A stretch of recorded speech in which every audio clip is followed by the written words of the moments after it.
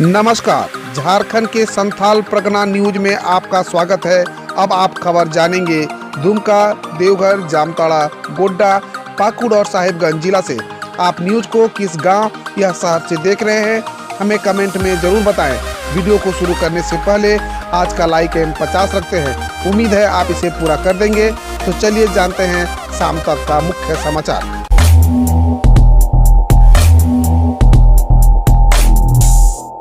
सरकार ने दिया आदेश, सरकारी स्कूलों को अब एक ही बैंक से करना होगा लेन देन।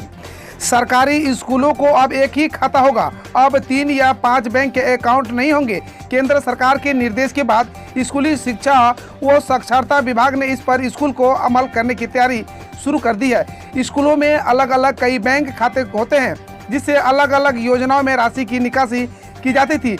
कई स्कूलों के खाते तो निकासी नहीं होने के कारण फ्रीज भी हो चुके हैं। उसमें से राशि निकालने के लिए स्कूलों को काफ़ी मशक्कत करनी पड़ती है। इसलिए अब सरकार ने एक बैंक खाता रखने का निर्देश जारी किया है। विभाग के अनुसार जिस मद में राशि की आवश्यकता पड़ेगी, मुख्यालय स्तर पर उस मद में अनुमति लेने के बाद राशि की निकासी की जा सकेगी। वर्तमान में विद्यालय विकास अनुदान, छात्रवृत्ति, मिड डे मील, विद्यालय प्रबंधन समिति समेत कई अन्य तरह के बैंक खाते होते हैं। किसी योजना के लिए प्रधानाध्यापक, जिला शिक्षा पदाधिकारी, तो किसी में विद्यालय प्रबंधन समिति के अध्यक्ष, तो कहीं पर स्कूल के वरीय शिक्षक के साथ संयुक्त हस्ताक्षर में राशि की निकासी होती है। अब एक बैंक खाता होने से राज्य स्तर पर सहमति लेकर राशि की निकासी जा सकेगी। बाकी जो बैंक खाता होगा उसे बंद करवा दिया जाएगा।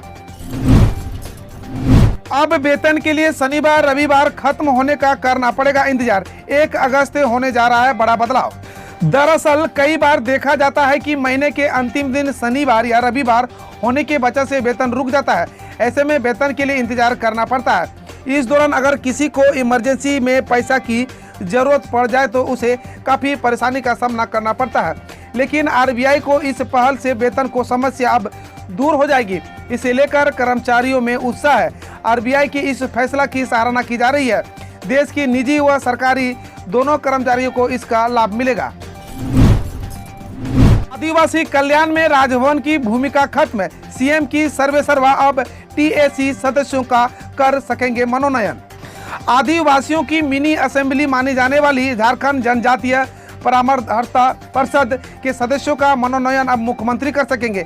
इसमें पूर्व की नियमावली के मुताबिक राजभवन की भूमिका नहीं होगी।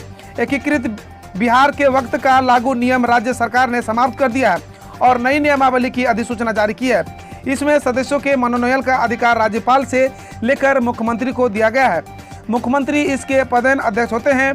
पूर्व में इन सदस्यों के मनोनयन की अनुशंसा के लिए राजभवन को सरकार की तरफ से प्रस्ताव प्रेषित किया जाता था।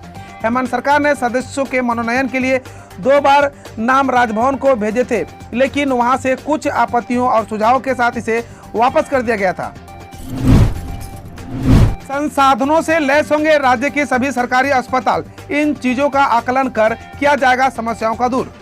झारखंड राज्य में जिला अस्पताल, अनुमंडल अस्पतालों और सामुदायिक स्वास्थ्य केंद्रों समेत सभी सरकारी अस्पतालों को संसाधन संपन्न बनाया जाएगा। इसे लेकर स्वास्थ्य विभाग के अपर मुख्य सचिव अरुण कुमार सिंह ने राज्य के सभी उपायुक्तों को निर्देश दिया है। यह जानकारी स्वास्थ्य विभाग के आईईसी के नोडल पदाधिकारी सिद्धार्थ त्रिपाठी ने दी। श्री त्रिपाठी ने बताया कि सभी उपायुक्तों को इसके लिए जिला अस्पताल से लेकर सीएचसी तक के सर्वेक्षण का निर्देश दिया गया है। इससे अस्पतालों में व्याप्त कमियों का पता लगाया जा सकेगा। सर्वेक्षण रिपोर्ट के आधार पर कमियों को दूर कर उसे संसाधन संपन्न बनाया जाएगा। केरल में आया मानसून झारखंड में पहुंचेगा इतने दिनों के बाद। 8 जून को राज्य के इन इलाकों में बारिश का अनुमान। केरल में शुक्रवार को मानसून आ गया। झारखंड में 15 दिनों के बाद मानसून की बारिश हो सकती है। मौसम विभाग के अनुसार 8 जून को राज्य के दक्षिणी तथा मध्य भाग में कहीं कहीं गर्जन के साथ हल्के मध्यम से दर्जे की बारिश हो सकती है। इस दौरान वज्रपात की भी संभावना है। मानसून आने तक प्री मानसून गतिविधियां जारी रहेगी।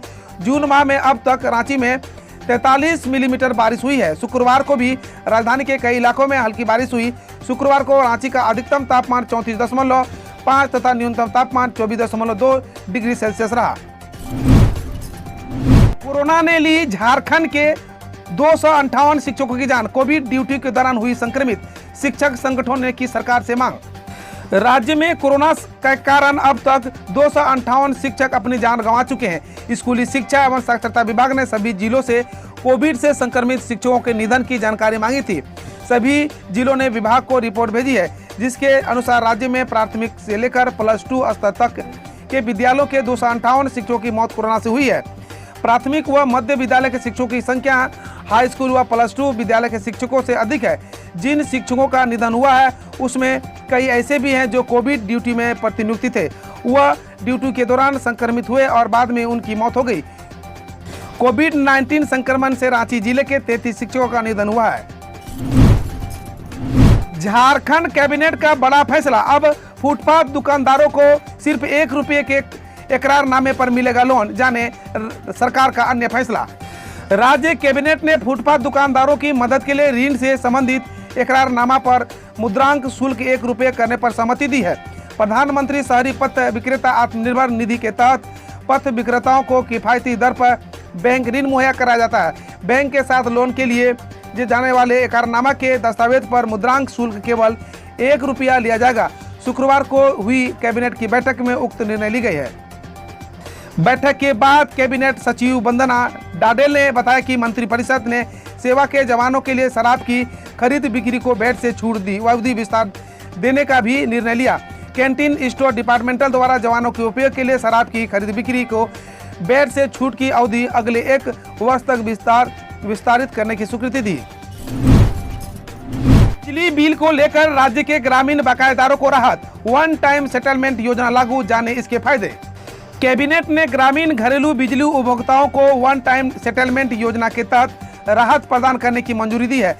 राज्य में शराब के थोक व्यापार पर झारखंड बिवरेज कॉर्पोरेशन लिमिटेड के एकाधिकार को समाप्त करते हुए निजी व्यवसायियों, कंपनियों और एजेंसियों के भी हिस्सा लेने के प्रस्ताव पर स्वीकृति दी है। रांची के रुका डैम में फ्लोटिंग संयंत्र स्थापित करने का फैसला लिया है। कैबिनेट की शुक्रवार को हुई बैठक में कुल 38 प्रस्ताव पर सहमति हुई।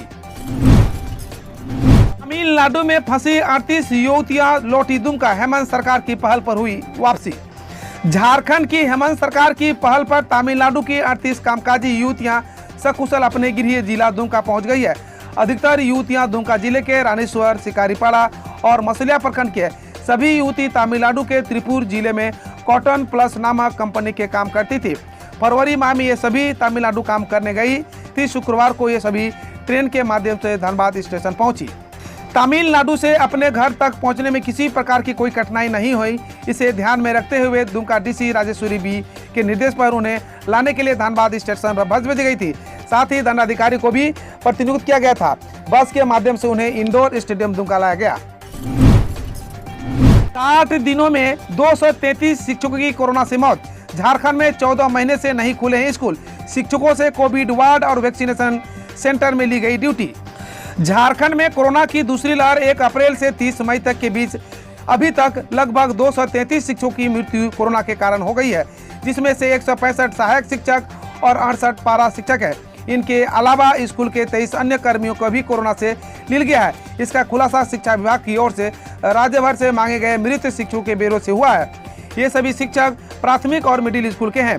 शिक्षकों की मौत की ये रफ्तार तब जब राज्य के कुल पिछले 14 महीने में भी ज्यादा समय से बंद था। 8वीं तक के स्कूलों में तो पिछले साल अप्रैल से ही पूरी तरह ताला लगा हुआ था। 9वीं से 12वीं तक के लिए स्कूलों के बीच में 3 महीने के लिए खोला गया था। उस दौरान भी बहुत कम संख्या में छात्र आते थे। मई में कोरोना ने शहर से ज्यादा गाँव में मचाया तांडव। 52% मौत गाँव में हुई। 59 दिन में सबसे कम कोरोना के मामले। देश में कोरोना महामारी की लहर धीमी पड़ रही है। कोरोना महामारी से मई में हुई कुल मौतों में से 52% मौत ग्रामीण क्षेत्र में हुई है। सेंटर फॉर साइंस एंड इंक्वायरमेंट की रिपोर्ट में यह बताया गया है। रिपोर्ट के अनुसार कोरोना की दूसरी लहर से इस बार गांव अधिक प्रभावित हुआ है। रिपोर्ट के अनुसार देश में कोरोना के 53% नए केस और 52% मौत ग्रामीण जिलों में हुई है। मई में देश में 94.2 लाख को कोरोना वायरस संक्रमण के मामले और 1.23 लाख मौतें दर्ज की गई है। अप्रैल में भारत में 64.81 लाख संक्रमण और 45,862 मौतें दर्ज की गई। हम रोज़ ऐसे ही न्यूज़ लाते रहेंगे। तो यदि आपने अभी तक क्लीन न्यूज़ को सब्सक्राइब नहीं किया है तो पहले फटाफट सब्सक्राइब कर लें, साथ ही बेल आइकन को दबा दें ताकि कोई अपडेट मिस ना हो।